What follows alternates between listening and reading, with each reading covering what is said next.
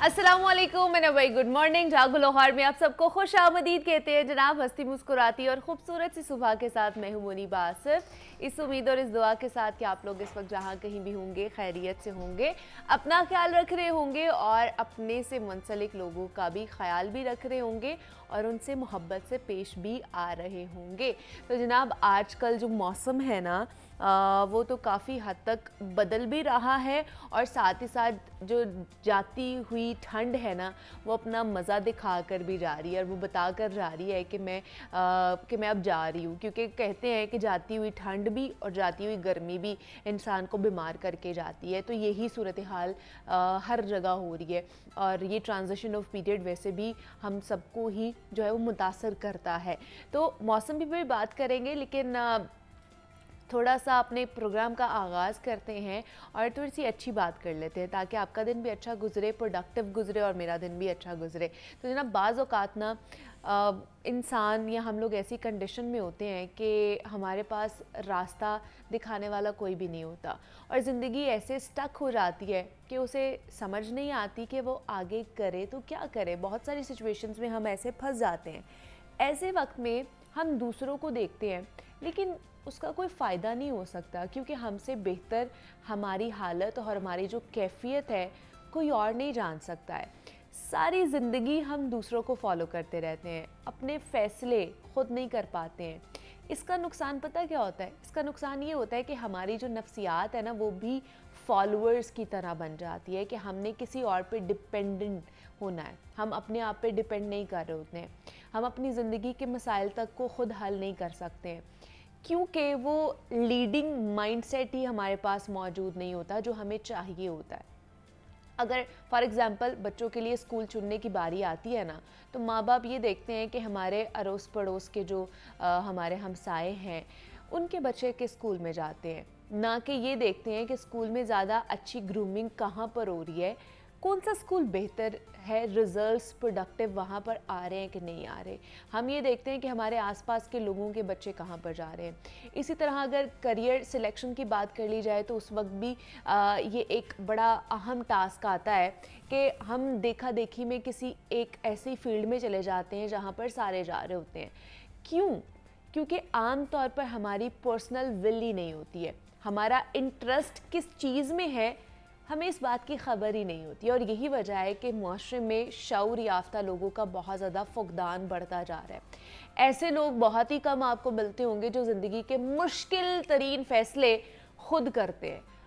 किसी एक फ़र्द या ख़ानदान का मामला नहीं है, मैं ये कहूँगी, बल्कि ये एक कौमी रवैया बनता जा रहा है, एक ये कौमी मसला बनता जा रहा है। इस पर तो हम किसी को इल्ज़ाम तक नहीं दे सकते हैं कि ये क्या हो रहा है, क्योंकि ये बेस ही पर्सनल चॉइस पे या पर्सनल विल पर करता है। आपको कोई नहीं कहता है या आपको कोई कह ले कि ज़बरदस्ती कुछ नहीं करवा सकता है, ये आपके ऊपर डिपेंड करता है कि आपने क्या करना है।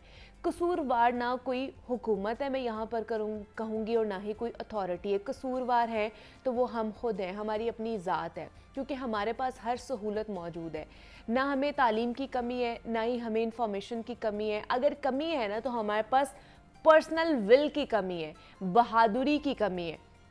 हम समझते हैं कि दूसरे हमारे लिए जो करते हैं ना इसी तरह शायद ज़िंदगी चलती है। अगर दूसरे हमारे लिए फ़ैसला लेंगे तो वो शायद अच्छा फ़ैसला लेंगे, हमें ख़ुद कुछ नहीं करना पड़ेगा, हमें ख़ुद कुछ भी फ़ैसला लेने की ज़रूरत क्या ही है।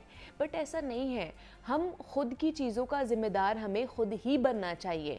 अगर दो किस्म के लोगों का मवाजना किया जाए ना तो सब इन चीज़ों का थोड़ा सा कह लें कि क्लैरिफिकेशन आ जाएगी। पहले वो लोग हैं जो ट्रेंड्स को फॉलो करते हैं, जिनका अपना कोई दिमाग नहीं होता है।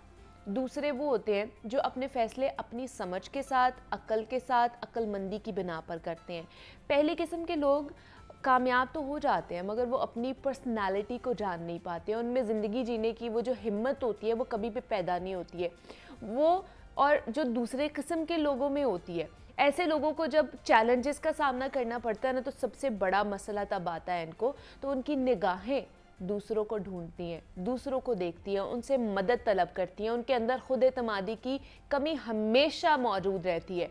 और सबसे बढ़कर जो मुझे लगता है कि ये लोग कभी भी अपना बेस्ट वर्जन नहीं बन पाते हैं। ये जो कुछ भी बनते हैं ना, वो महज दूसरों का ख्याल होता है। जबकि दूसरी किस्म के वो लोग जो अपनी सोचों पर भरोसा करते हैं, जो अपने ऊपर भरोसा करते हैं, अपनी ज़ात पर भरोसा करते हैं, वो मुआशरे की तवक्कुआत से आगे निकलने की बहादुरी भी दिखाते हैं और वो ज़िंदगी में कुछ ना कुछ ज़रूर सीखते चले जाते हैं। और उनके लिए ना हर दिन सूरज एक नई अंदाज में तुलू होता है। उन्हें पता होता है कि आज के दिन हमने कुछ ज़्यादा प्रोडक्टिव करना है। वो हर दिन अपने शौक़, अपने जुनून से गुजारते हैं। उनके अंदर दूसरों की निस्बत ज़्यादा एनर्जी होती है, ज़्यादा खुद एतमादी होती है और सबसे बढ़कर कि ये उनके पास एक मकसद, एक ख्वाब होता है जो महज उनका अपना होता है। अपने ऐसे जो लोग होते हैं ना, ये बाकियों से इसलिए भी बेहतर होते हैं कि ये अपनी ज़िंदगी ऐसे जीते हैं जैसे जीने का उन्हें हक़ होता है।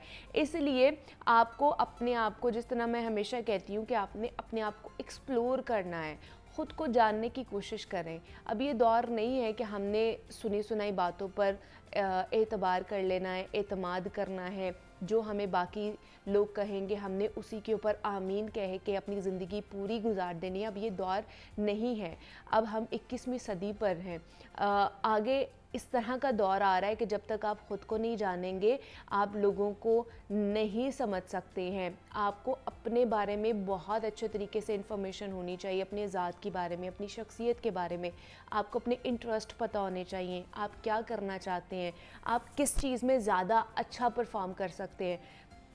तभी आप ज़िंदगी में आगे कामयाब हो सकते हैं। वो दिन चले गए हैं जब हम एक ही दौड़ में शामिल हो जाते थे और कहीं ना कहीं अड़ जाते हैं और कामयाब हो जाते हैं। अब ऐसा नहीं है। अब इतना कंपटीशन है, इतना ज़्यादा कंपटीशन है कि आप सोच भी नहीं सकते हैं कि जनाब आपने क्या करना है और बाहर निकल के किस तरह लोगों को compete करेंगे। आप वो तभी कर सकते हैं जब आपको अपने इंटरेस्ट पता हो, आपको अपने स्किल्स पता हो, तभी आप किसी से लड़ सकते हैं।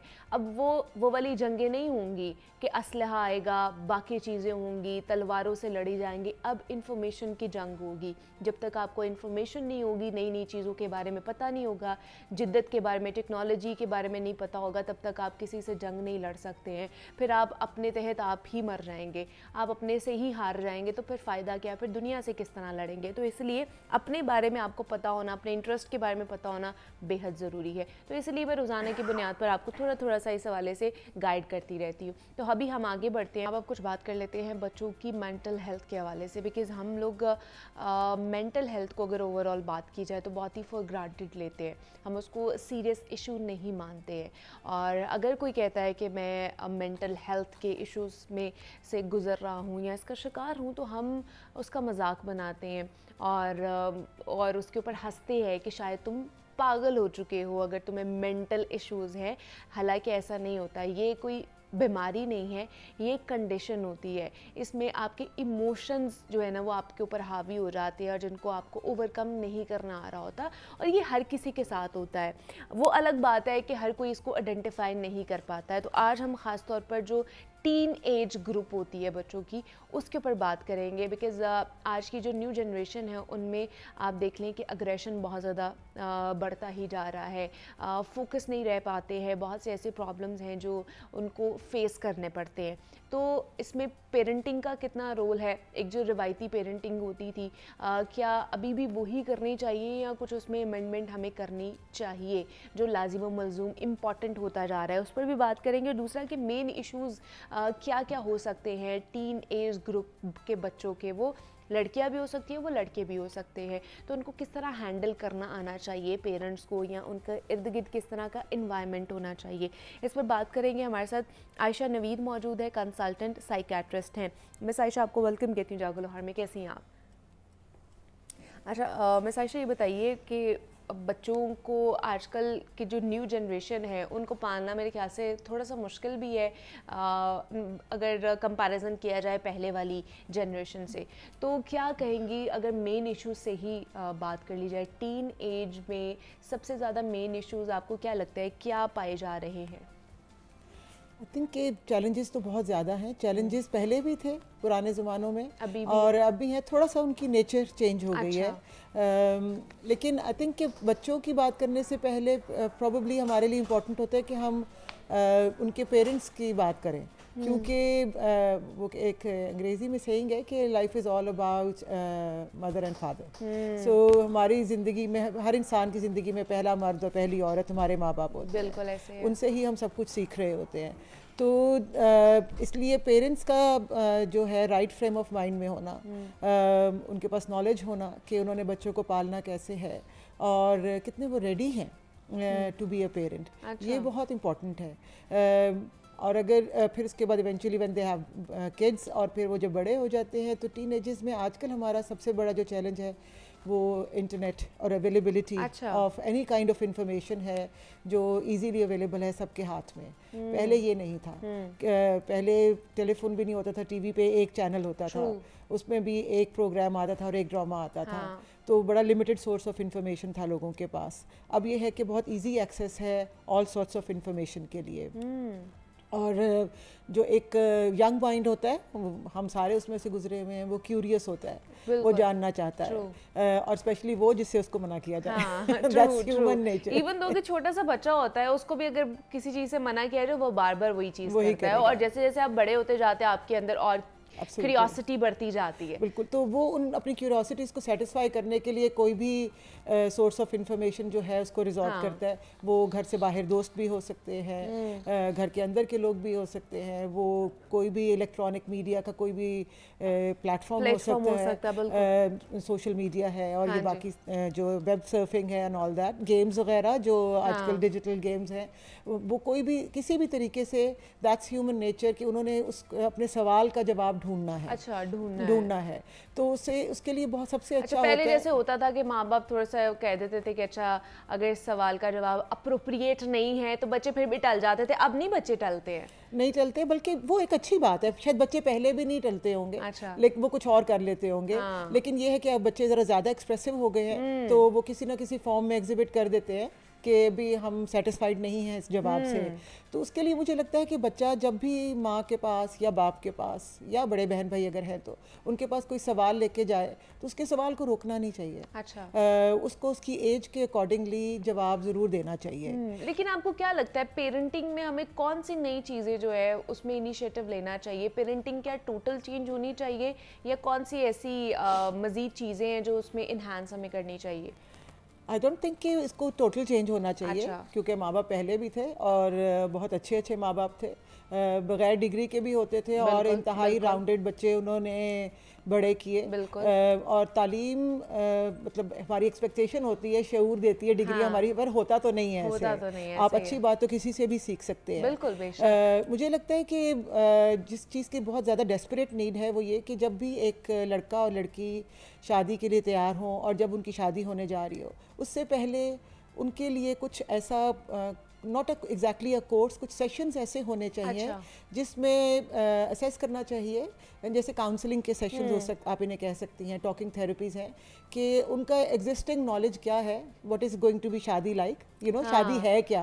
ये सिर्फ ड्रामा नहीं है जो हम देखते हैं कि आप मेकअप में सुबह उठ रहे होते हो, इसका हकीकत से कोई ताल्लुक नहीं है। और जो उनको नहीं पता उन गैप्स को फुलफिल किया जाए कि जब बच्चा होगा, when they are going to be a parent, तो उनका रोल कैसे चेंज होगा और उन्होंने उसको कैसे अडेप्ट करना है। यहाँ पे उम्र गुजर जाती है और पेरेंट्स अपने मसाइल ही हल कर पा रहे होते हैं, और उसकी वजह से बच्चे सबसे ज़्यादा सफ़र करते हैं। तो आई थिंक कि ये बहुत इंपॉर्टेंट है। शादी से पहले ही उसकी तरबियत घर में भी हो सकती है। लड़की की तरबियत उसकी माँ कर सकती है, लड़के की उसका बाप कर सकता है। तो वो शुरू से, या वो अपने माँ बाप को एज अ मॉडल देख सकते हैं कि ये कैसे जिंदगी गुजार रहे हैं, तो उससे भी वो सीख सकते हैं। और कुछ आप जो आपके वेज ऑफ लिविंग है उनसे वो सीखेंगे बच्चे, और ऑब्वियसली वही सारी जो खुसूसियात हैं वो उनके अंदर ट्रांसलेट हो जाती हैं, और प्रोबेबिलिटी हाई है कि वो अपनी उस ज़िंदगी में जाके वैसा ही करने की कोशिश करेंगे।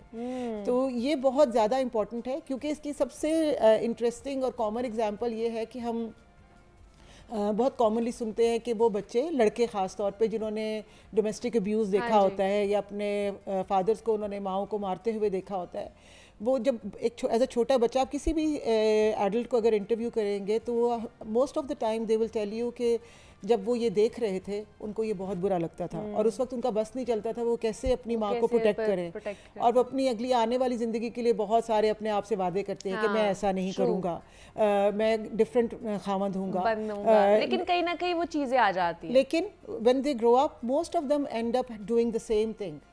इट इज़ सो इंटरेस्टिंग क्योंकि वो इसलिए कि उनके दिमाग में उसकी फाउंडेशन इतनी स्ट्रांग हो चुकी होती है कि उन्होंने देखा होता है कि मसले को हल ऐसे ही करना है, कि मार के ही करना है या चीख के ही करना है या चीज़ें तोड़ के करना है। तो वो बेशक ना भी चाहते लेकिन फिर भी they do the same thing. तो अच्छा, हमें तो नहीं लगता डॉक्टर आयशा कि बच्चे अगर छोटे होते हैं तो वो शायद चीज़ों को ऑब्जर्व कर रहे होंगे और इसलिए घरों में लड़ाइयाँ भी हो रही है, मारपीट भी हो रही होती है। पेरेंट्स को होता है कि छोटा सा बच्चा ये क्या देखेगा, कब से उनकी माइंड डेवलपमेंट या वो फाउंडेशन बनना शुरू हो जाती है उनके दिमाग में। जो चीज़ें उनके सामने हो रही हैं वो बोल तो नहीं पा रहे लेकिन उनके दिमाग में तो वो चीज़ें बैठ रही हैं ना। कौन सी एज होती है वो? I think that's a beautiful question because माँ के पेट से। अच्छा, माँ के पेट से ही वो शुरू हो जाती है। आपको याद होगा, आप पता नहीं आप तो यंग हैं, आपने सुना है कि नहीं सुना होगा कि पुराने ज़माने में दादियाँ नानियाँ माएँ कहा करती थी जब कोई औरत प्रेग्नेंट होती थी कि तुम खाओ पियो और रेस्ट करो, परेशान नहीं होना। अब उसके लिए कोई डिग्री नहीं चाहिए थी। इस बात में तो बहुत ज़्यादा विजडम था कि जो माँ कर रही है, जो उसकी स्टेट ऑफ माइंड है, वो उसका इम्पैक्ट बच्चे पे आ रहा है। मतलब जो वो फील कर रही है, जिस भी इन्वायरमेंट में है वो Exactly. जो बेबी है वो भी फील कर रहा है। एग्जैक्टली तो माँ के पेट से ही शुरू हो जाता है सब कुछ। बच्चा सुन सकता है, बच्चा अंदर रिस्पॉन्ड भी कर रहा होता है। तो और फिर ग्रेजुअली जब वो बाहर आता है तो फिर तो उसको और ज़्यादा पता चलना शुरू हो जाता है। तो it starts right from the mother's tummy. इसलिए ये बहुत इंपॉर्टेंट है माँ बाप को जानने के लिए कि जो लोग कहते हैं नहीं छोटा बच्चा है आराम से कोने में बैठा है, बैठे रहने दें, हम बातें कर लेते हैं, एंड दैट्स डिजास्टरस। बच्चा सुन रहा है, वो एब्जॉर्ब कर रहा है। बच्चे जैसे एक स्पॉन्ज की तरह होते हैं, तो वो बस एब्जॉर्ब कर रहे हैं अंदर और फिर वो जब उनको टाइम सही लगेगा वो सब कुछ बाहर आ जाएगा। बच्चों के सामने एडल्ट कॉन्वर्सेशंस, लोगों की बुराई करना, क्रिटिसाइज करना तो बिल्कुल भी नहीं होना चाहिए। ये सारी चीज़ें जो हम डिस्कस करें ये पेरेंटिंग का ही हिस्सा है। हम यही बता रहे हैं कि पेरेंटिंग में हमें क्या क्या चीज़ें जो है थोड़ी सी उसमें एक तो रिलैक्सेशन लेकर आने की ज़रूरत है और थोड़ी सी चीज़ों को आपको ओवरकम करने की ज़रूरत है, कम करने की, कि आपने ये चीज़ें नहीं करनी है अपने बच्चों के सामने। बच्चों को दूसरे कमरे में भेज के आपने चीखना चलाना है, जो भी करना है वो कर रहे हैं, लेकिन एटलीस्ट बच्चों के सामने ये चीज़ें मत करें। आपको नहीं पता कि उनके माइंड के ऊपर ये कितना जो है इम्पैक्ट रखता है और बड़े होते होते ये उनकी ट्रेट्स में शामिल होना शुरू हो जाता है। अच्छा, लेकिन एक अब जो नई जनरेशन आती है वो कहती थी हमारे पेरेंट्स के साथ हमारी कम्युनिकेशन गैप बहुत ज़्यादा है। एक सेंटेंस है जो पेरेंट्स को बहुत सुनने को मिलता है नई जनरेशन से कि आपको क्या बताओ, आप पुराने ज़माने के, हम नई ज़माने की जनरेशन है, हमें पता है कि बाहर क्या हो रहा है, हमें पता है सोशल मीडिया पे क्या हो रहा है, और उस वजह से उनमें एग्रेशन, उनमें चिड़चिड़ापन और इस तरह की चीज़ें बहुत ज़्यादा बढ़ती जा रही है न्यू जनरेशन में, यंग बच्चों में। क्या लगता है आपको, इसको बेहतर किया जा सकता है या कहाँ पर गैप आ रहा है जो ये चीज़ें बढ़ती जा रही है? आई एम श्योर कि इसको बेहतर तो किसी भी चीज़ को किया जा सकता है क्योंकि पेरेंट्स जैसे टाइम्स चेंज हो गए हैं। मेरी दादी को शायद मोबाइल ना चलाना आता, एग्जैक्टली, लेकिन ये कि मेरी वालदा थोड़ी सी उसके मुकाबले में ज़्यादा लिटरेट होंगी, मैं शायद उससे ज़्यादा नॉलेज रखती होंगी। तो नॉलेज तो अपडेट किया जा सकता है ना। सही। तो पेरेंट्स को भी चाहिए कि चेंजिंग नीड्स के अकॉर्डिंगली अपने नॉलेज को अपडेट कर लेने में हर्ज नहीं है। अच्छा। अब तो जैसे ये मॉर्निंग प्रोग्राम्स हैं, वेबसाइट पे आप किसी भी चले जाए आपको इन्फॉर्मेशन मिल जाती है, मोबाइल फ़ोन हर किसी के पास है, ठीक है ना, उसमें इंटरनेट है। तो I think it's always a good idea कि हम अपडेट करते रहे अपने नॉलेज को कि क्या हो रहा है, पर इसका मतलब ये नहीं है कि हमने बच्चों को अलाउ करना है। अच्छा, हमने बच्चों को बताना फिर भी वही है जो सही है, और जो उनको करना चाहिए।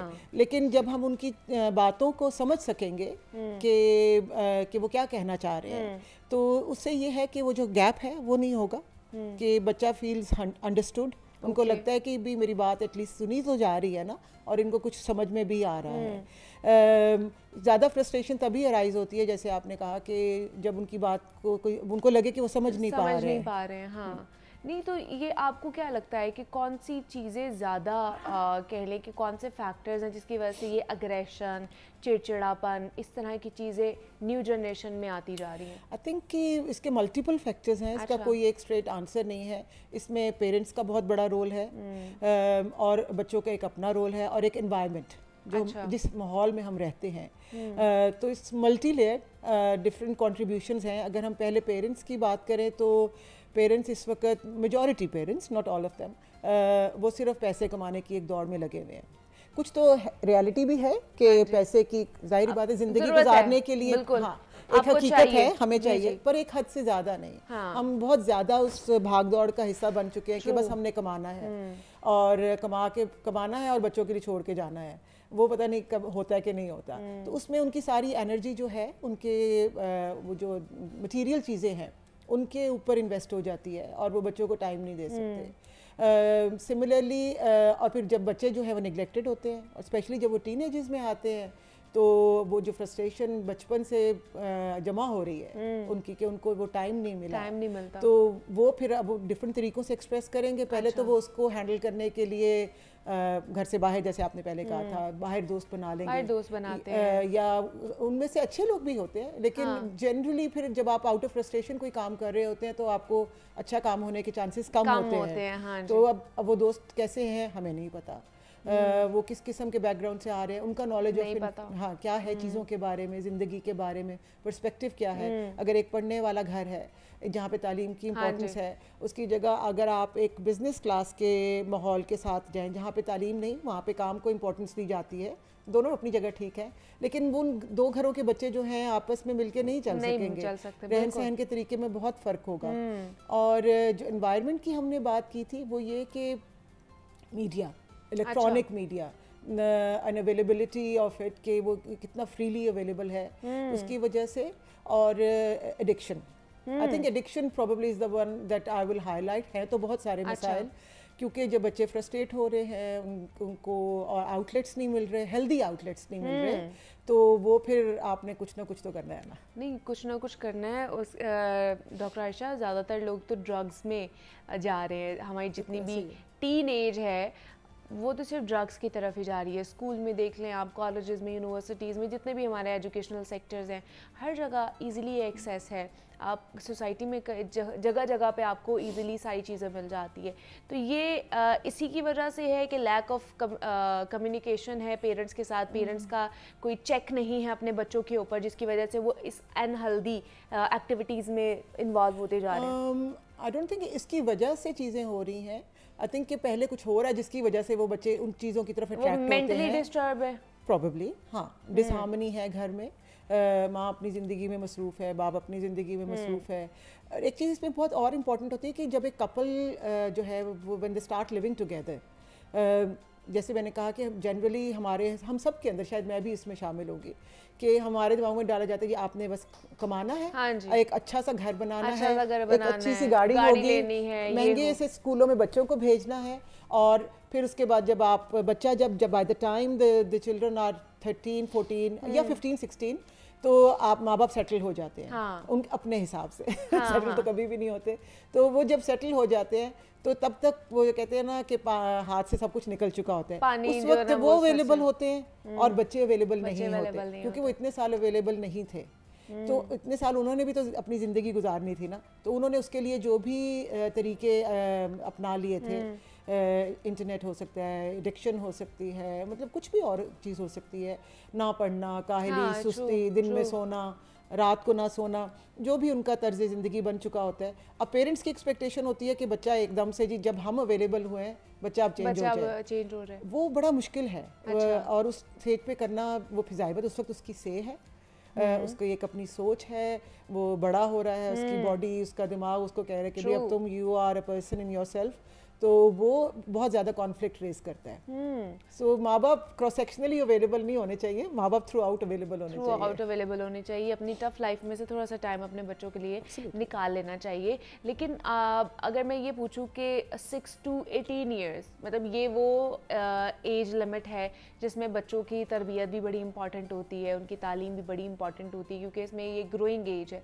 तो इसमें आपको क्या लगता है कि कौन से ऐसी चेकलिस्ट होनी चाहिए या ऐसे चेक्स होने चाहिए जो पेरेंट्स को अपने बच्चों के ऊपर रखने हैं? ये तो काफ़ी वाइड एज रेंज है। अगर हम इसको ऐसे डिवाइड कर लें कि जो प्री प्यूबर्टल या पोस्ट प्यूबर्टल हम कहते हैं कि बलूगत से पहले और बलूगत के बाद वाले जो मसाइल हैं थोड़े से डिफरेंट होते हैं। अच्छा। तो हम अगर बलूगत से पहले वाले की एज ग्रुप की अगर बात करें तो आई थिंक कि बच्चों का जो बिहेवियर है वो सबसे बड़ा क्लियर इंडिकेटर है कि बच्चा किस साइड पे जा रहा है। फॉर एग्जांपल लेट्स से एक बच्चा रेगुलरली स्कूल जाता है, उसने कभी स्कूल मिस नहीं किया, 100% अटेंडेंस पे जा रहा है, और अचानक से हर थोड़े दिनों के बाद उसने छुट्टी करनी शुरू कर दी है। So that's a change. माँ बाप को ये पिक करना चाहिए कि भाई पहले तो कभी ऐसे नहीं हुआ था। या एक बच्चा जो है बहुत ज़्यादा पेट दर्द की फॉर एग्जांपल बड़ी कॉमन कंप्लेन है, हाँ। वो पहले नहीं करता था, लेकिन जब भी टेस्ट है उससे पहले वो ऐसे कर रहा है, तो that's something that parents should again pick up.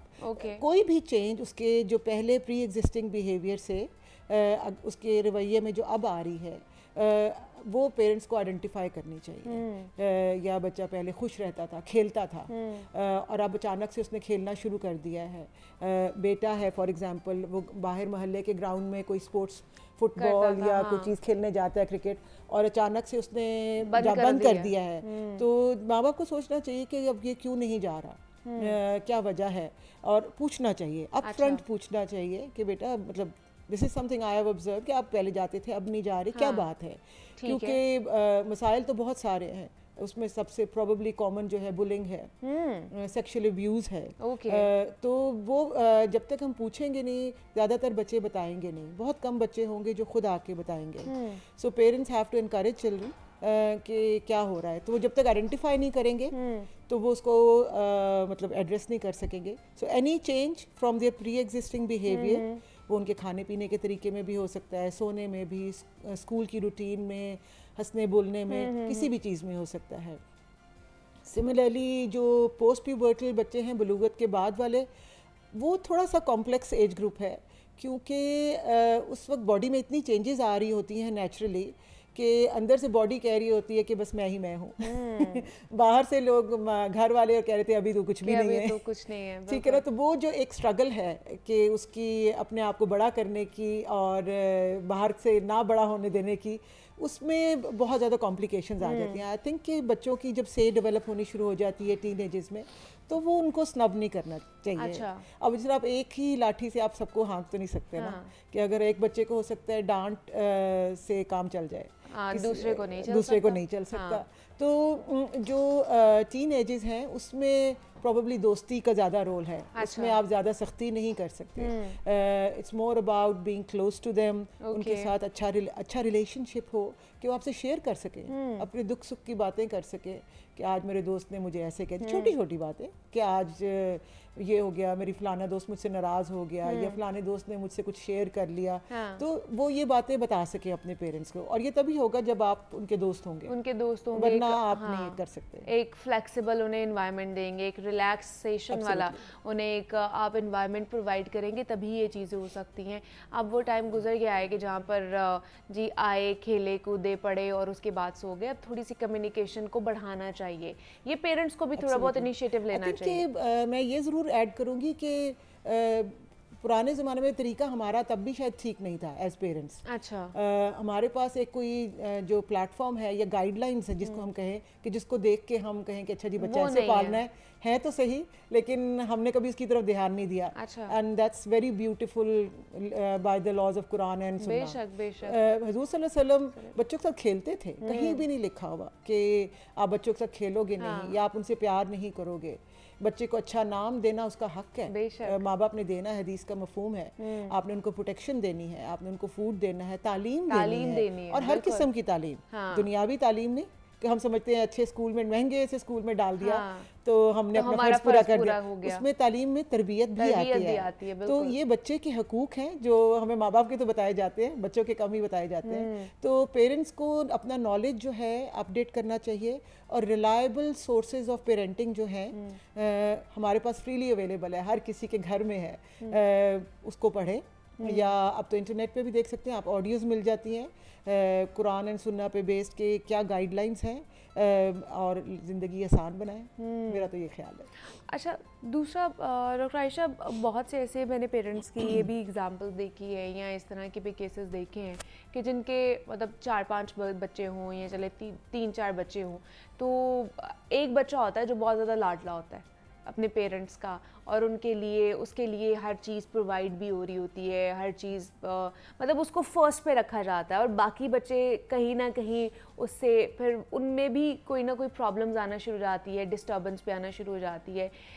हालांकि बच्चे माँ बाप के लिए एक जैसे ही होते हैं, लेकिन बच्चे कहीं ना कहीं ये फील कर रहे होते हैं कि एक बच्चे को ज़्यादा इंपॉर्टेंस दी जा रही होती है, उसको फर्स्ट पे रखा जा रहा होता है, इक्वलिटी नहीं आ रही है। वाकई ऐसा होता है, ये बच्चे ज़्यादा फील कर जाते हैं इसको? I think it's both ways. अच्छा, बोथ वेज है। बोथ वेज के बाज़ दफ़ा पेरेंट्स बहुत ज़्यादा डिस्क्रिमिनेट कर देते हैं, जैसे एक बच्चा उनके हिसाब से है, जैसा वो चाहते हैं और दूसरा बच्चा नहीं है, तो वो नेचुरली उनके बिहेवियर में थोड़ा सा डिफरेंस आ जाता है। होना नहीं चाहिए, हेल्दी डिस्क्रिमिनेशन होनी चाहिए। और मुझे लगता है, मेरा ख्याल है कि यही तो काम है पेरेंट्स का कि उन्होंने ये देखना है कि मेरा ये बच्चा कैसा है और ये बच्चा कैसा है, क्योंकि सारे बच्चे एक जैसे नहीं हो सकते हैं। कोई इंसान एक जैसा नहीं है, बिल्कुल होगा भी नहीं, क़यामत तक नहीं होगा। हम वी ऑल आर यूनिक, ठीक है ना, जेनेटिकली भी वैसे भी।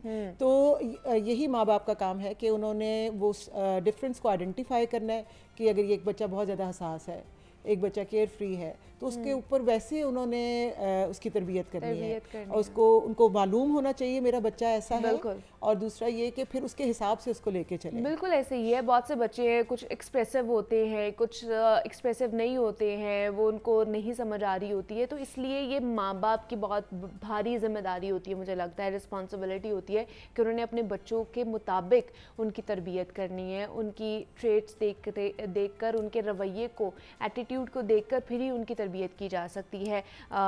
सबको एक ही, जिस तरह डॉक्टर आयशा ने भी कहा कि एक ही लाठी से नहीं चलाना चाहिए। डॉक्टर आयशा नवीद हमारे साथ कंसल्टेंट साइकेट्रिस्ट मौजूद थी। डॉक्टर आयशा, बहुत शुक्रिया आपके वक्त का कि आप यहाँ पर आई। चाइल्ड बिहेवियर पे हम बात कर रहे थे कि टीन एज में किस तरह की उनकी तरबियत होनी चाहिए और पेरेंटिंग हमारी किस तरह की होनी चाहिए। यहाँ पे एक छोटी सी ब्रेक लेते हैं और मिलते हैं इस ब्रेक के बाद।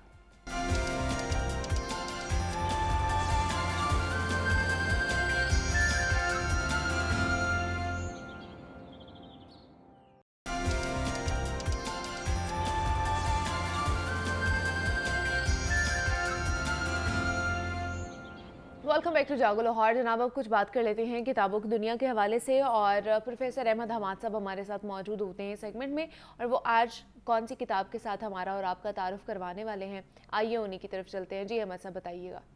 शुक्रिया मुनीबा। सफ़र बड़ा एक्साइटिंग रहा है, और जाहिर है कि सफ़र शुरू करने से पहले ही मुझे अंदाज़ा था कि उसमें तकालीफ क्या हैं, उसकी हदूद, पाबंदियाँ और उसका स्कोप क्या है। क्योंकि हमने उस ज़माने में जर्नलिज़म शुरू की थी जब प्रेस एंड पब्लिकेशन ऑर्डिनेंस अपने उरूज पे था, यानी पीपीओ का मतलब ये था कि पाकिस्तान के किसी दूर दराज इलाके में कोई छोटा मोटा अफसर बैठा हुआ, और अगर आपकी कमीज़ का उसको रंग पसंद नहीं आया तो वो आपका अखबार बंद कर सकता था, आपके प्रेस को ज़ब्त कर सकता था, आपको जेल भेज सकता था, और फिर हमने अपने बचाव के लिए कहीं जाने की राह नहीं पाई अगर ऐसा कुछ हो जाता था। तो कानूनी तौर पर उस ज़माने में ये कानून उरूज पे था, यानी ये ज़माना कौन सा आगे बता रहे हैं, आप किस सन की बात कर रहे हैं। सवाल पूछने वाले ने सवाल पूछा और जवाब देने वाले ने जवाब दिया। कानून तो 1962 में आया था, जबकि मैंने 1964 और 65 से सहाफ़त शुरू की थी। मास्टर्स करने के बाद पीपीआई ज्वाइन कर ली, और जब पीपीआई जब पीपीए कहलाती थी, ये न्यूज़ एजेंसी थी कराची में। उस ज़माने में हमें इतनी इजाज़त नहीं थी कि किसी लीडर की तकरीर, अदलिया का फ़ैसला या पार्लियामेंट की किसी प्रोसीडिंग की इदारत करें, उसको यानी उस मतन को, टेक्स्ट को मिन्नो अन छापना पड़ता था। अब ये आपको दिलचस्पी का जो उनसर पैदा हो गया होगा आपके जहन में कि ये कौन साहब हैं और किस ज़माने की बात कर रहे हैं, क्या बात कर रहे हैं। किताब ये है जी, पूरी कहानी सहाफ़ियों की ज़ुबानी, पूरी कहानी सहाफ़ियों की ज़ुबानी, और इसको दो लोगों ने एडिट किया है, नुज़ैरा आज़म साहिबा और अखलाक अहमद साहब, और इसको शाया किया press for piece publications Karachi से।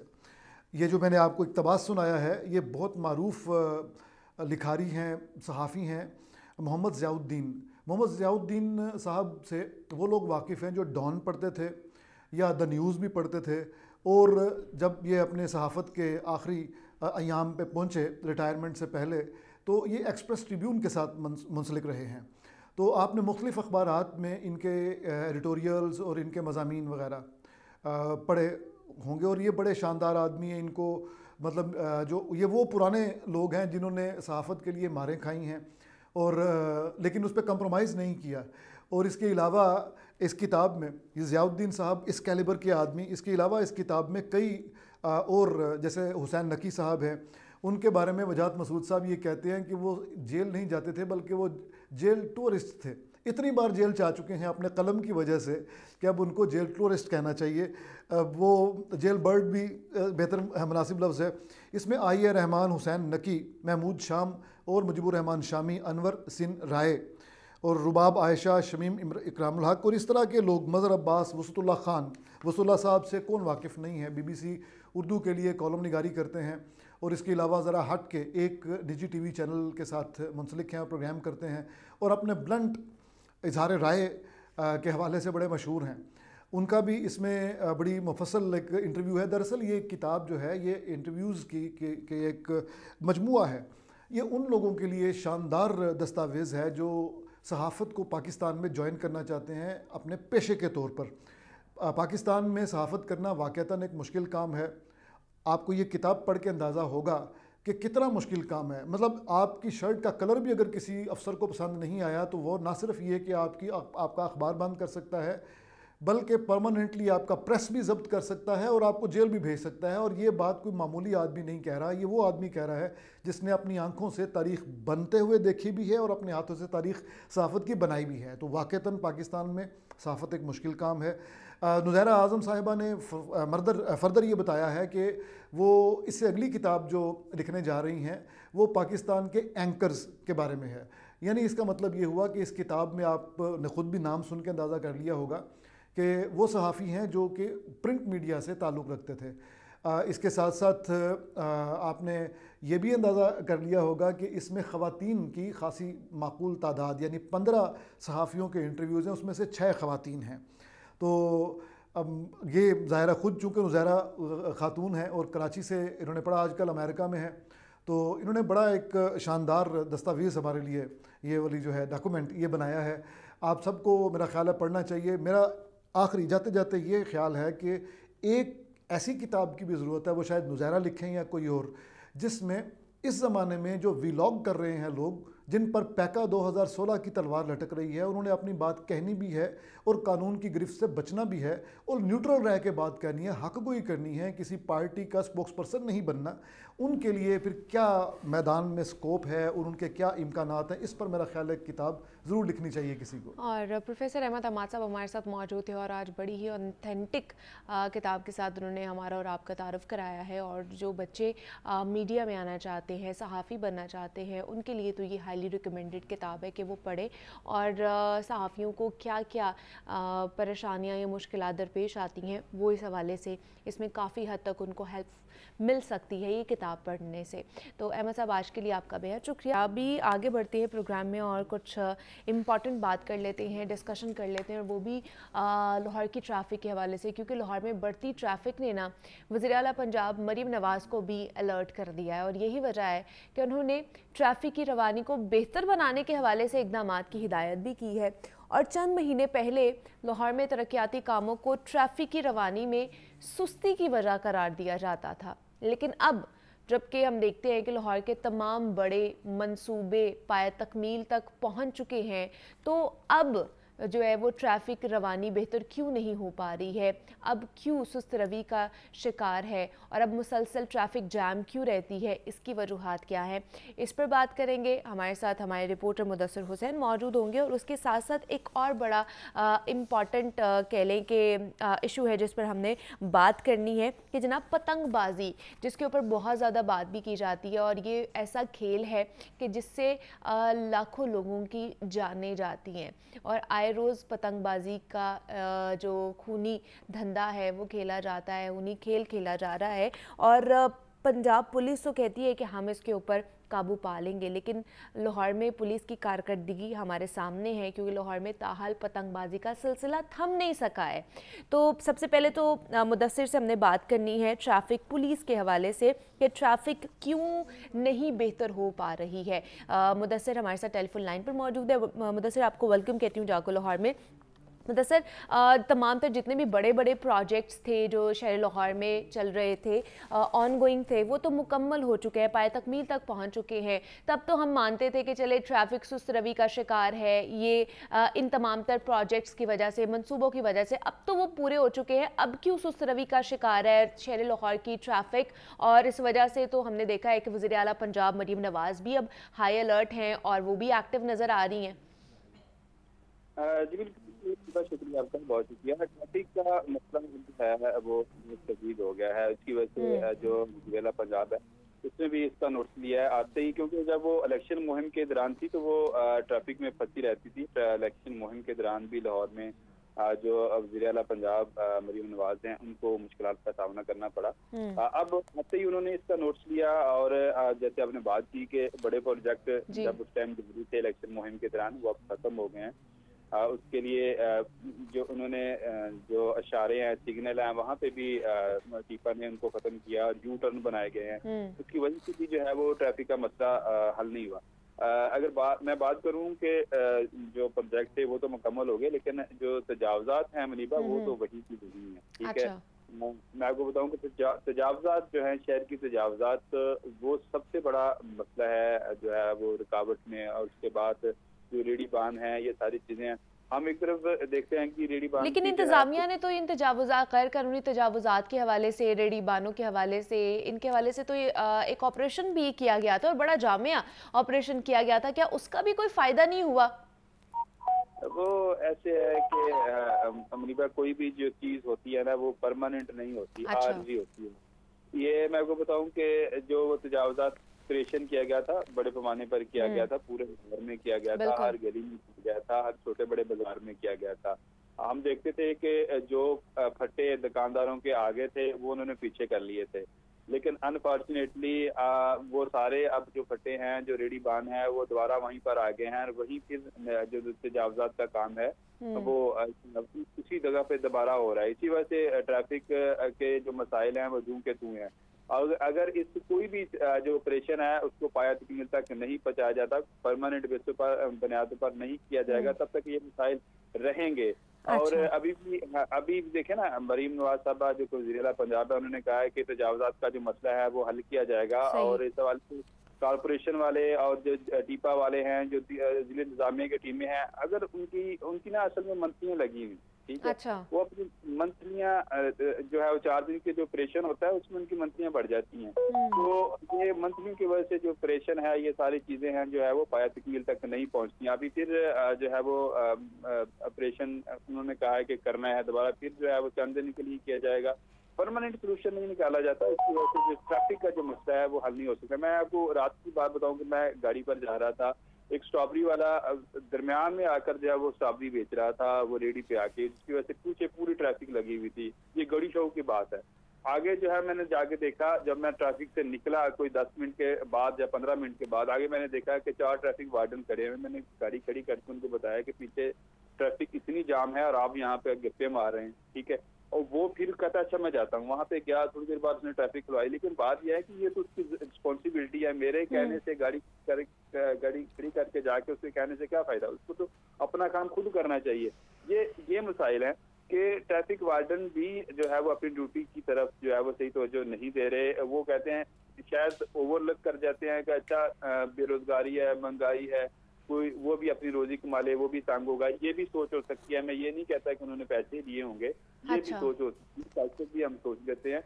लेकिन बात इतनी है कि रेडी बानर को जो ठेले वाले हैं उनको एक परमानेंट जगह जो है वो दी जाए, वहाँ पे जाके ये तो वो मसला है, ऑनगोइंग मसला है कि मुदस्सिर जिसके ऊपर जितनी बात की जाए ना वो कम है, लेकिन इंतजामिया जो है वो होश के नाखून ही नहीं ले रही है। अच्छा, एक और मसला है जिस पर मैं बात करना चाहूँगी, पतंगबाजी का।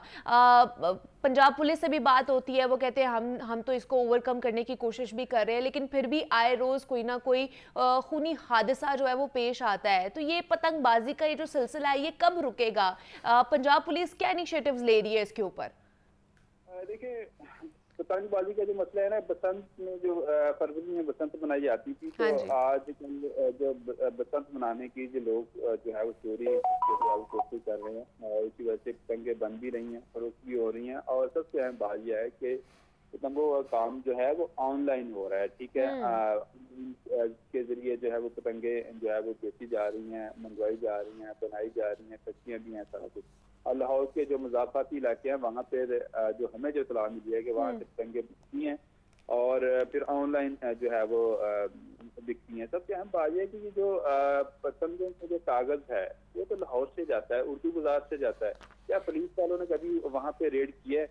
सबसे बेहतर है कि जो पतंग बनाने वाला कागज़ है ना, उससे उसकी बंदिश के लिए काम किया जाए, उसको रोका जाए। सेकंड ये है कि पुलिस इन मुल्ज़मान को पकड़ती है, FIR भी देती है और FIR देने के बाद वो अगले दिन रिहा हो जाते हैं, वो रिहा हो जाते हैं और उसका कोई फायदा नहीं होता है। बिल्कुल ऐसे ही है। एक और अहम मसला है मुदस्सिर, जिसके ऊपर मैं आपकी कहूँगी कि आप हमें बताइए। मुहर्रर वाला, जो मुहर्रर हनीफ वाला आजकल मामला चल रहा है, पंजाब सोसाइटी के हनीफ हैं, उन्होंने मुझे बताइएगा क्या ये मुहर्रर कवानीन को भलाए ताक रखते हुए अपनी जो ड्यूटीज़ है वो ऑपरेशन ड्यूटी वो सर अंजाम दे सकते हैं? क्योंकि वो शहरियों ने उन्हें रिश्वत नहीं दी और मुहर्रर ने उनको ज़दोकोब भी किया और उसके बाद 50,000 रिश्वत लेने में कामयाब भी ठहर पाया है। तो इस हवाले से IG पंजाब ने कोई एक्शन लिया उस मुहर्रर के खिलाफ? मेरे ख्याल IG पंजाब के नॉलेज में ये बात नहीं है, लेकिन मैं अमरीवार को बताऊंगा कि पंजाब पुलिस का कोई भी ऐसा मुहर्रर नहीं है जो पैसे नहीं लेता। अच्छा, जो पैसे नहीं लेता हो?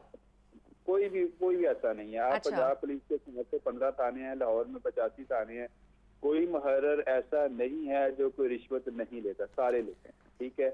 और इसने भी रिश्वत ली है, ये बात अफसरों तक, सारे SPs को, उसके अलावा जो उनके अफसरान हैं, DIGs हैं, जो सबको पता है, सबको पता है, ठीक है। और सबको पता होने के बावजूद भी, इंक्वायरी में सजा याफ्ता होने के बावजूद भी ये तमाम तर अफसरान या मुलाजमीन जो है ये अपनी ड्यूटीज अंजाम दे रहे होते हैं। बिल्कुल, ये ड्यूटी सर अंजाम देते हैं। आप ये स्पेसिफिक केस है, इस हवाले से अभी तक वो अफसरान ने इंक्वायरी तो कराई है, वो जिम्मेदार भी निकला है, लेकिन उसको हटाया नहीं गया।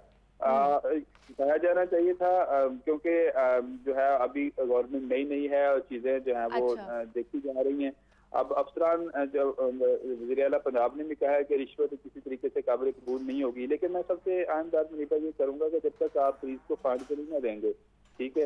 अब पुलिस का जो पेट्रोल है वो तो 15 दिन खत्म हो जाता है, तो उसके बाद जो 15 दिन आगे हैं वो कौन मैनेज करता है? वो मुहर्रर। वो फिर क्या रिश्वत मैनेज करती है? बिल्कुल रिश्वत मैनेज करती है। थाने के जो अखराजात हैं, स्टेशनरी के अखराजात हैं, चले ये तो हम कह सकते हैं कि पंजाब पुलिस का तो उन्होंने पूरा स्ट्रक्चर चेंज करना था, थाने चेंज हुए हैं, फिर हम सुनने में आता है कि वर्दियां भी चेंज होती है, लेकिन पुलिस अफसरान के रवैयों में भी थोड़ी चेंजिंग लेकर आने की ज़रूरत है।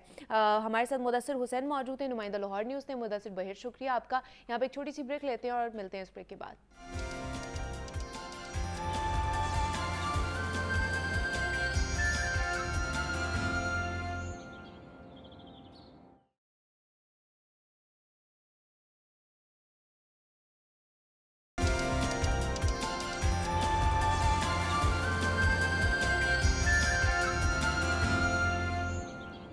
वेलकम बैक टू जागो लाहौर। जनाब, अब एक ऐसे मर्ज़ के बारे में बात कर लेते हैं जिसमें अगर देखा जाए तो 5 में से 3 लोग शुगर के मर्ज़ का शिकार होते हैं और शुगर के मरीज़ों को तरह तरह की दवाइयाँ भी खानी पड़ती हैं और सुबह शाम इंसुलिन के इंजेक्शंस भी लगाने पड़ते हैं। और अब ये कहने की ज़रूरत नहीं है कि दुनिया भर में डायबिटीज़ टाइप 2 का जो मर्ज़ है वो किसी वबा की तरह फैलता जा रहा है और इस डायबिटीज़ की तशख़ीस से पहले मरीज़ में ब्लड शुगर की जो लेवल है वो बढ़ जाता है, जिसके लिए प्री डायबिटीज़ की इस्तिलाह जो है वो यूज़ की जाती है। और क्या बग़ैर अद्वियात के इस्तेमाल के इस मर्ज़ से निजात मुमकिन है? आज हमने इसके ऊपर बात करनी है। थोड़ा सा डिफरेंट टॉपिक है कि अगर आप प्री डायबिटिक है या डायबिटीज़ की ऐसी कौन सी कंडीशन है जिसमें आप सिर्फ़ और सिर्फ जनाब अपनी डाइट को बेहतर करके बैलेंस डाइट लेकर अपनी शुगर को मेंटेन कर सकते हैं, आपको कोई दवाई नहीं खानी पड़ेगी? ये मुमकिन है या नहीं है, इस पर भी आज हम बात करेंगे। हमारे साथ इन स्टूडियोज़ में समरीन रज़ाक मौजूद है जो कि क्लिनिकल न्यूट्रिशनिस्ट एंड डाइटिशियन है। समरीन, आपको वेलकम कहती हूँ जागो लोहार में। कैसी हैं आप? मैं बिल्कुल ठीक, आप कैसी हैं? मैं भी बिल्कुल ठीक ठाक। Samreen, how is it possible कि आप बग़ैर मेडिकेशन के अपने शुगर के जो शुगर है उसको कंट्रोल कर सकते हैं? Is it possible? बिल्कुल ये पॉसिबल है। पहले तो हमारे देखने वालों को ये जानना ज़रूरी है कि डायबिटीज़ होता क्या है एक्चुअली, और कितनी टाइप्स की हैं, और डायबिटीज़ एक्चुअली होता क्यों है, ऐसा कौन सी हमारी लाइफस्टाइल में ऐसी कितनी चीज़ें ऐड हो गई है, डाइट ऐसी कौन सी हो गई है कि डायबिटीज़ इतनी ज़्यादा सीवियर होती जा रही है। तो जब भी हमारे बॉडी में हमारे ब्लड शुगर लेवल्स हाई हो जाते हैं, जब भी हम शुगर अपनी बॉडी में क्वांटिटी से ज़्यादा ले लेते हैं, एक्सेस हो जाती है, तब डायबिटीज़ हो जाती है। और टाइप 2 डायबिटीज़ जो है वो इस टाइम पाकिस्तान में बहुत तेज़ी से बढ़ रही है, जिसमें बहुत ज़्यादा मेन जो रोल है वो हमारी डाइट का है, हमारे लाइफस्टाइल का है, ये इसी से है। और समहाउ जेनेटिकली भी आपकी ये टाइप 2 डायबिटीज़ ट्रांसफ़र हो जाती है। अच्छा, ठीक है। और ये पॉसिबल है अगर आपके शुगर लेवल्स आपको एक लेवल्स में अगर होते हैं, आपको अपना रेगुलर चेकअप करवा रहे हैं, आप एक ड्यूरेशन में अपनी रीडिंग्स ले रहे हैं, तो आपको पता चल जाता है कि आपकी कौन सी कंडीशंस है, आप प्री डायबिटीज़ हैं या आपको डायबिटीज़ ऑलरेडी बहुत सवेयर हो चुकी है। अच्छा, ठीक है। अगर तो हमारे पास जो डायबिटिक पेशेंट है उनकी रीडिंग्स 100 से 140 आ रही है डेली, एक वीकली, तो ये प्री डायबिटीज़ कंडीशन होती है। ठीक है। और प्री डायबिटीज़ बड़ी इजीली कंट्रोल की जा सकती है अपनी डाइट से, सवेर एक्सरसाइज से। अगर आप अच्छी रेगुलर एक्सरसाइज कर रहे हैं और डाइट आप अच्छी ले रहे हैं, जिसपे आप अपने ग्लूकोज, अपने ब्लड शुगर्स को बड़ा मेंटेन कर रहे हैं, तो मेडिकेशन के बगैर इसका प्रॉपर इलाज है। अगर आपकी डाइट इसका बहुत अच्छा इलाज है। मतलब प्री डायबिटिक वो लोग होते हैं जिनके बहुत ज़्यादा चांसेस होते हैं कि वो एक थिन लाइन के ऊपर खड़े हुए होते हैं कि वो डायबिटिक बन सकते हैं, लेकिन वो प्री डायबिटिक ही अगर अपनी डाइट को ठीक कर ले, अपनी कुछ एक्सरसाइज इंक्लूड कर ले, अपनी लाइफस्टाइल को मॉडिफाई कर ले, तो वो डायबिटीज़ होने से बच सकते हैं, वो प्री डायबिटिक ही रहेंगे फिर सारी ज़िंदगी। लेकिन जिस तरह आपने बात की है कि कुछ ऐसी चेंजिंग्स होती हैं जिसकी वजह से हमें डायबिटीज़ होने के चांसेस बढ़ जाते हैं, जिसमें सबसे पहले शुगर आ जाती है। तो वैसे भी हमें बहुत से लोग कहते हैं कि जी ज़्यादा शुगर खाने से ही आपको डायबिटीज़ हुई है। वाकई ऐसा होता है? इसमें कितनी % हकीकत है? क्योंकि लोग ये कहते हैं कि ज़्यादा चीनी खाते हो ना, इसलिए शुगर हो जाती है। ये बिल्कुल बात दुरुस्त है कि अगर आपकी बॉडी में एक्सेस शुगर हो गई है, तो जैसे हमारी बॉडी में डेफिशिएंसी हमें नुकसान देती है, ऐसे ही एक्सेस हमें नुकसान दे रही है। लेकिन वो सिर्फ शुगर एक्सेस हमें नुकसान दे रही है, ये जो हम कार्बोहाइड्रेट्स भी खा रहे होते हैं उसकी वजह से भी ये नुकसानदेह हो सकते हैं? शुगर एक्चुअली हमारे पास कार्बोहाइड्रेट्स होते हैं, क्योंकि हमारी बहुत सी ऐसी चीज़ें होती हैं जिनमें कार्ब्स होते हैं, व्हाइट ब्रेड्स हो गई, ब्राउनीज हो गई। इन लोगों को जैसे कुछ फ्रूट्स हो गए मीठे, और उनमें हम ऐड अप शुगर और कर रहे हैं, तो इट मीन्स कि आप एक्सेस शुगर ले रहे हैं। एक नेचुरल चीज़ है, उसमें हम ऐड कर रहे हैं शुगर को, इट मीन्स कि वो एक्सेस हो गई है, जो कि आगे आपकी ज़िंदगी में आपके लिए ख़तरनाक साबित होगी, और डायबिटीज़ उसी में से एक है। अगर आप फ्रूट्स ऐसे ले रहे हैं जो कि हमारे पास जिनका ग्लाइसेमिक इंडेक्स लो है, अच्छा, तो आपको चांसेस नहीं है कि आपको शुगर नहीं होगी, आप उतने ही फ्रूट्स ले रहे हैं। समहाउ लोग क्या करते हैं, फ्रेश जूसेस को इस्तेमाल करते हैं और उसमें बहुत ज़्यादा चीनी ऐड कर लेते हैं। तो वो एक तो फ्रूट कुछ ऐसा यूज़ करेंगे जिसका ग्लाइसेमिक इंडेक्स हाई होगा और उसमें बहुत ज़्यादा चीनी ऐड कर देंगे, तो वो एक्सेस शुगर आपकी बॉडी में चली गई है, जो कि डैमेज करेगी आपको। तो क्या करें जो प्री डायबिटिक हैं, उनके लिए किस तरह की डाइट होनी चाहिए? वो क्या क्या ऐसी चीज़ें इंक्लूड अपनी डेली रूटीन में कर सकते हैं? सबसे पहले तो एक्सरसाइज बहुत ज़्यादा ज़रूरी है। एक्सरसाइज हमारी जो इंसुलिन होती है, सेंसिटिविटी को, हमारे लो ब्लड शुगर लेवल्स को करती है एक्सरसाइज हमारी बॉडी में।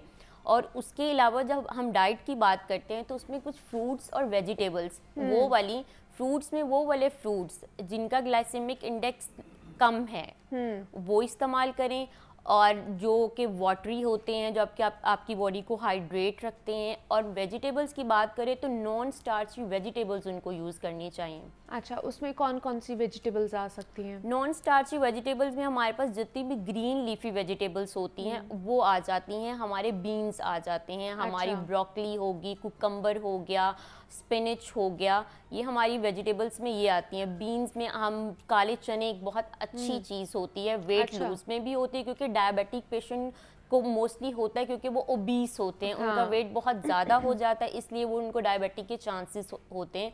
तो हमारी दालें होगी जिनका जो कि प्रोटीन का भी बहुत अच्छा सोर्स है, और ये हमारी बॉडी में ब्लड शुगर लेवल्स को मेंटेन भी करते हैं। और अगर हम फ्रूट्स की बात करें, हमारे पास पेयर हो गए, ऑरेंजेस हमारे हो गए, पपाया हो गया और गावा हो गया, एप्पल हो गए, ये सारे वो फ्रूट्स हैं जिनके ग्लाइसेमिक इंडेक्स लो हैं और ये शुगर के मरीज़ खा सकते हैं इजीली। और इनमें एडअप शुगर और मजीद ऐड किसी भी फ्रूट्स को लगा के वो नहीं करना चाहिए, वो नहीं करनी है। मतलब प्री डायबिटिक भी है तो आपने ये नहीं करना, एडअप नहीं करनी है, शुगर एक्स्ट्रा एडअप नहीं करनी है। लेकिन जो डिजर्ट्स खाते हैं, मिठाइयाँ खा रहे होते हैं, उनको तो ये होता है कि अच्छा अभी तो हम प्री डायबिटिक है ना, हमें अभी डायबिटीज़ तो नहीं हुई है, तो हम इजीली मीठा खा सकते हैं, हमें अभी परहेज़ नहीं है। तो क्या उन्हें ये चीज़ें खानी चाहिए, डिज़र्ट्स वगैरह, मिठाइयाँ, ज़्यादा मीठा? प्री डायबिटिक एक्चुअली कंडीशन ही वही है कि एक अलार्मिंग साइन है ना आपके लिए, लेकिन हमारे यहाँ पे नहीं इसको समझते हैं। वो कहते हैं अगर डायबिटीज है तभी हम छोड़ेंगे, वरना नहीं हमने छोड़ना कुछ भी। तो वो अपने साथ ज्यादती असल में कर रहे होते हैं, तो ये उनके लिए एक बहुत बड़ा अलार्मिंग साइन होता है कि उन्होंने अब स्टॉप कर देना है इस चीज़ को, अपने लाइफस्टाइल को मॉडिफाई कर लेना है। लेकिन लोग नहीं करते, जिस वजह से इतने डायबिटिक पेशेंट सामने आ रहे हैं सोसाइटी में। और उन लोगों के लिए ये है कि अगर आप खा रहे हैं तो आप एक क्वांटिटी, पोर्शन बहुत ज़रूरी होता है। डायबिटिक पेशेंट के लिए भी, जो अपना वेट कम कर रहे हैं उन लोगों के लिए पोर्शन बहुत ज़्यादा ज़रूरी होता है। अगर आप दिन में, आपको पता है कि अपने नाश्ते में अगर आपने कुछ मीठी चीज़ खाई है तो फिर आपको स्नैक में उस चीज़ को बहुत ज़्यादा परहेज़ करना है। अच्छा, तो आपको अपना हमेशा ये देखना है आप प्री डायबिटीज हैं, लेकिन आपको अब स्टॉप कर देना ताकि आप डायबिटिक ना हो, आपको मेडिसिन की तरफ नहीं जाना पड़े, आप खुद ही इस चीज को अपने अंदर इस चीज को ठीक कर लें। अच्छा, लेकिन जो प्री डायबिटिक लोग हैं उन्हें हाई फाइबर डाइट लेनी चाहिए या हाई प्रोटीन डाइट लेनी चाहिए? हाई फाइबर का जो हमारे पास है ना, हाई फाइबर हमें भूख कम लगवाता है, आपकी एपेटाइट को सुप्रेस करता है। लेकिन जो डायबिटिक पेशेंट होते हैं उनको वीकनेस बहुत ज्यादा होती है, उनको हर घंटे के बाद 2 घंटे के बाद उन्हें कुछ ना कुछ चाहिए होता है खाने के, क्योंकि उन्हें भूख लग जाती, क्रेविंग्स होती है, उनको क्रेविंग्स होती है, उनको जरूरत भी उनकी बॉडी को होती है।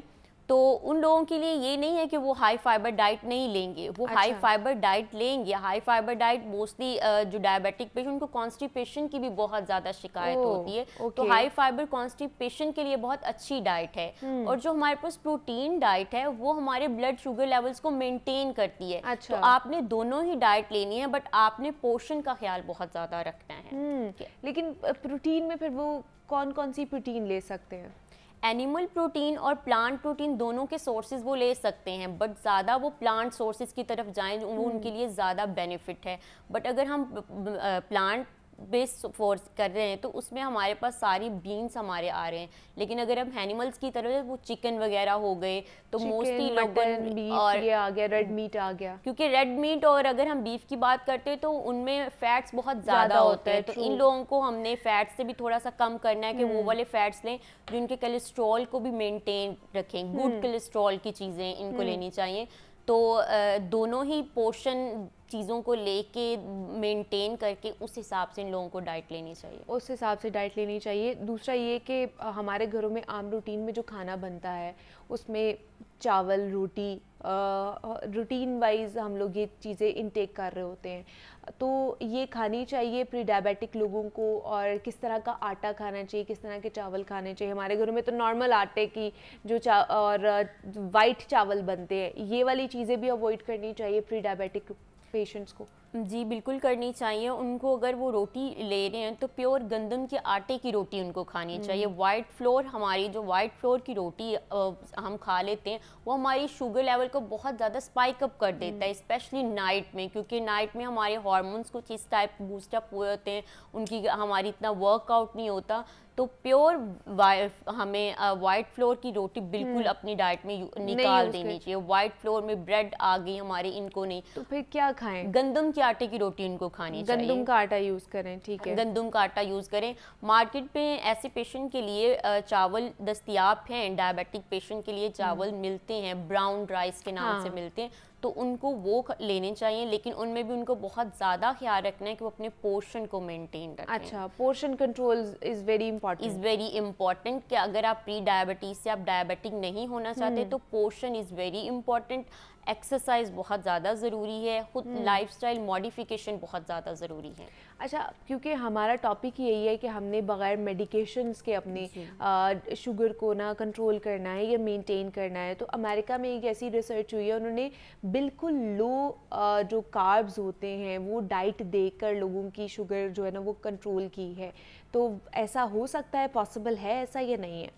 ऐसा बिल्कुल पॉसिबल है, क्योंकि हमारी बहुत सी ऐसी बेकरी आइटम्स हैं जिनमें कार्ब्स होते हैं और समहाउ में उनमें हिडन फैट्स भी होता है जो हमें नज़र नहीं आ रहा था। कुछ चीज़ें जब हम ऑयली चीज़ों को देखते हैं तो उनके ऊपर ऑयल नज़र आ रहा होता है, जैसे हमारे समोसे पकौड़े हो गए, बट जब हम ब्रेड और ब्राउनीज़ की तरफ जाते हैं तो उनमें फ़ैट्स हमें नज़र नहीं आ रहा होता, लेकिन उनमें बहुत ज़्यादा फैट जो कि हिडन फैट्स होता है। अच्छा। और वो बॉडी में कहीं ना कहीं हिडन सी वो हमारी बॉडी को डैमेज कर रहा होता है। तो ये चीज़ें होती हैं। अगर आप लो कार्ब्स, आपने कार्ब्स भी वही लेने हैं जो जिनमें शुगर का कंटेंट कम होगा। लो कार्ब्स डाइट अगर आप पेशेंट को दे रहे हैं तो उनके शुगर लेवल्स मेंटेन रहेंगे, लो रहेंगे। जितना उनके शुगर लेवल्स मेंटेन रहेंगे उतना उनके लिए बहुत ज़्यादा उनके लिए बेहतर हो सकता है।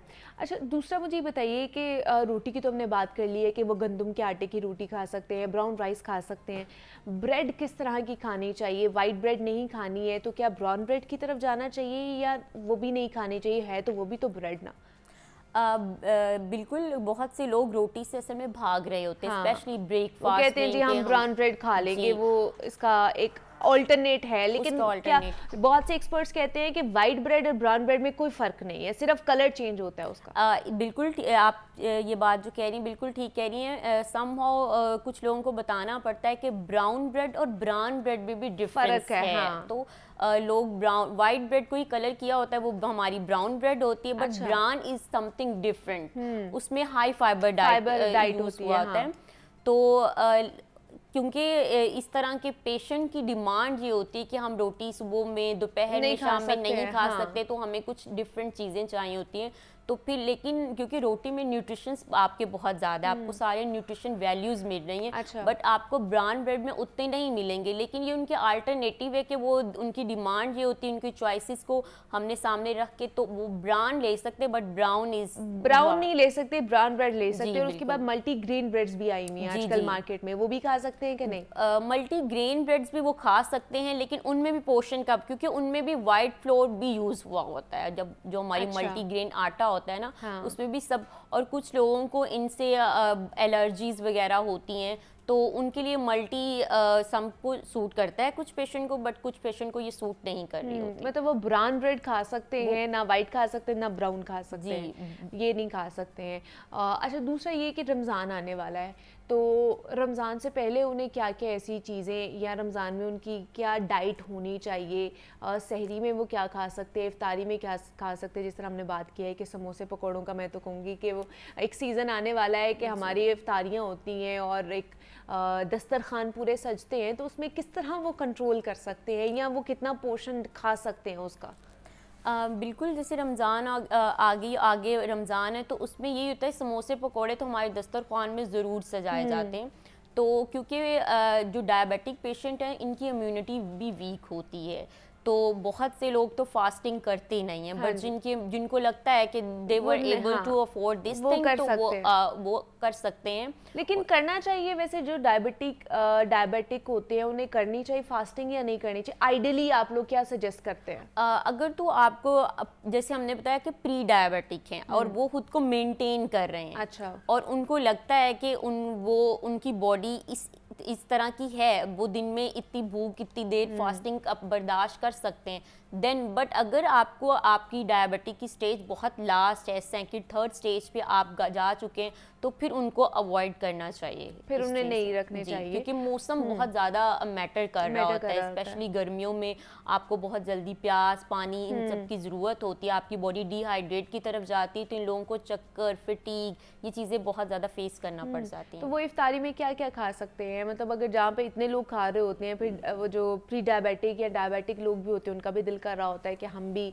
मशरूबात पिएं, हम भी वो जो बने हुए हैं शरबत वगैरह घर में वो पिएं, मीठे शरबत, पकौड़े, समोसे, ये सारी चीज़ें खाएं, वो कितना पोर्शन कंट्रोल करके खा सकते हैं उसको? नॉर्मल इंसान तो बहुत हमारे फ्रेश जूसीज़ हो गए, शेक्स हो गए, जितनी भी ये हमारे पास स्मूथीज़ होती है, इसको बहुत फैंसी तरीके से यूज़ कर रहा होता है। बट जो डायबिटिक या प्री डायबिटिक है, इनको एक नेचुरली तरीके से वो चीज़ को यूज़ करना चाहिए। अगर वो मशरूबात यूज़ कर रहे हैं तो उसमें चीनी बिल्कुल नहीं ऐड होनी चाहिए। फ्रूट्स को सिर्फ उतना ही ब्लेंड रखना चाहिए जिसमें उसको उनको पूरी न्यूट्रिशन वैल्यूज़ उनकी मिल रही हों। बहुत ज़्यादा ब्लेंड करके और उसमें चीनी जब ऐड कर देते तो उसके अपने सारे फ्रूट्स के जो न्यूट्रिशंस होते हैं वो तो उड़ जाते हैं, बट वो सिर्फ पानी में सिर्फ चीनी ही पी रहे होते हैं। तो उनको इस चीज़ से अवॉइड करना चाहिए। और बहुत से ऐसे फ्रेश जूसेस हैं जिनमें कोल्ड ड्रिंक्स का यूज़ हो रहा होता है, और कोल्ड ड्रिंक्स में बहुत ज़्यादा शुगर होती है, तो उनको इस चीज़ से अवॉइड करना चाहिए। और अगर वो फास्टिंग कर रहे थे तो उनको पूरे दिन की फास्टिंग के बाद कोई ऐसी ऑयली फ़ौरन चीज़ नहीं लेनी चाहिए, या अगर वो बाद में ले रहे हैं अपने तो उनको बहुत ज़्यादा पोर्शन को मेंटेन करके उनको वो लेनी चाहिए, वो खाना चाहिए, नहीं खाना चाहिए। लेकिन क्या इनको फ्रेश जूसेस वैसे पीने चाहिए या होल फ्रूट ज़्यादा अच्छा है वो खाएं? होल फ्रूट ज़्यादा आता है क्योंकि उसमें फाइबर भी होता है। हमारे जितने भी पील्स होते हैं उनमें फाइबर होता है। तो फ्रेश जूसेस की जो बात है वो ऐसे लोगों के लिए जो जिनको इंगल्फ करने में प्रॉब्लम होती है। तो अदरवाइज अगर पर्सन बिल्कुल इंगल्फ वाले उनको कोई सिचुएशन नहीं है तो वो अपने फ्रूट्स खा सकते हैं, उनमें फाइबर का कंटेंट भी होता है और हमारे छिलकों में बहुत से मिनरल्स और विटामिन्स भी होते हैं, तो उनको फ्रूट्स की तरफ जाना चाहिए with respect fresh juices. Fresh juices की तरफ नहीं, होल फ्रूट की तरफ जाना चाहिए। और दूसरा कि इनको अपने पानी का जो ख्याल है वो कितना रखना चाहिए, क्योंकि आजकल क्योंकि सर्दी भी है और इतनी प्यास भी नहीं लगती है, नॉर्मल बंदे को नहीं लगती है, लेकिन जो डायबिटिक या प्री डायबिटिक है उनका डिहाइड्रेशन होने का चांसेस ज़्यादा होता है। तो पानी का इंटेक कितना अच्छा होना चाहिए उनका भी? पानी का इंटेक उनका बहुत ज़्यादा अच्छा होना चाहिए, क्योंकि हमने बात की कि उनको कमज़ोरी बहुत ज़्यादा होती है, और अगर उनकी बॉडी डिहाइड्रेट हो जाती है तो फिर उनको फटीग, उनको बहुत जल्दी सर का दर्द, हेडेक, इस तरह की कंडीशंस में वो लोग मुब्तला हो जाते हैं वो बहुत जल्दी आम लोगों की निस्बत। तो पानी का कंटेंट तो बहुत ज़्यादा उनको अपना रखना चाहिए। इसी तरह इस तरह के फ्रूट्स और इस तरह की वेजिटेबल्स भी यूज़ करनी चाहिए सलाद में, जैसे कुकम्बर हो गया, वाटर का कंटेंट बहुत ज़्यादा है उसमें, ऑरेंजेस हो गए उनमें वाटर का कंटेंट बहुत, तो उनको इस तरह के फ्रूट्स और वेजिटेबल्स भी साथ यूज़ करने चाहिए जिनका वाटर का कंटेंट बहुत ज़्यादा हो, उनके ब्लड शुगर लेवल्स को मेंटेन करे और साथ साथ ब्लड प्रेशर को भी मेंटेन करे। अच्छा, दूसरा मुझे बताइए कि प्री डायबिटिक लोगों को अपनी ज़िंदगी से बिल्कुल ही शुगर निकाल देनी चाहिए, वाइट चीनी निकाल देनी चाहिए, उसका कोई अल्टरनेट यूज़ कर सकते हैं? जैसे ब्राउन शुगर पे बहुत से लोग कहते हैं कि हम वो खा लें, शक्कर खा लें, गुड़ खा लें या स्टेविया खा लें, तो ये अल्टरनेट यूज़ कर सकते हैं? ये भी यूज़ नहीं करना उन्होंने, बिल्कुल भी नहीं? इसकी भी कंडीशंस होती हैं एक्चुअली। पेशेंट की जो डायबिटिक उनके हमारे पास रीडिंग्स आ रही होती है, ये भी कंडीशंस होती हैं कि किस तरह के पेशेंट को बिल्कुल छोड़ देनी चाहिए और कौन से अल्टरनेट यूज़ कर रहे हैं। बट अगर हम एज वाइज देखें तो बहुत से हमारे बड़े जो होते हैं वो चीनी के बगैर उनके लिए रहना मुश्किल बहुत होता है, तो ये उनके लिए कि वो अल्टरनेट कुछ ना कुछ यूज़ कर सकते हैं। ठीक है। तो स्टीविया इज़ द बेस्ट, आजकल मार्केट बहुत अच्छी है उसकी, तो स्टीविया बेस्ड है ना ये शुगर जो है, ये स्वीटनर है, शुगर नहीं कह सकते, स्वीटनर कह सकते हैं, जो आपके लिए बेनिफिशियल साबित हो सकता है, या आपका जो स्वीट टूथ है उसको एक हेल्प दे सकता है कि आपकी जो मीठे की क्रेविंग हो रही होती है उसके लिए बेहतर हो सकता है। तो समरीन रज़ाक हमारे साथ मौजूद थी। समरीन, बहुत शुक्रिया आपके वक्त का कि आप यहाँ पर आए और डायबिटीज़ के हवाले से बात कर रहे थे कि हम कि किस तरह बगैर मेडिकेशन के थ्रू आप अपनी डायबिटीज़ को मेंटेन कर सकते हैं, डाइट को बेहतर करके और अपनी लाइफस्टाइल को मॉडिफाई करके। इसी नोट पे मुझे इजाज़त दीजिए, अपना बहुत सारा ख्याल रखिएगा। अल्लाह हाफ़िज़।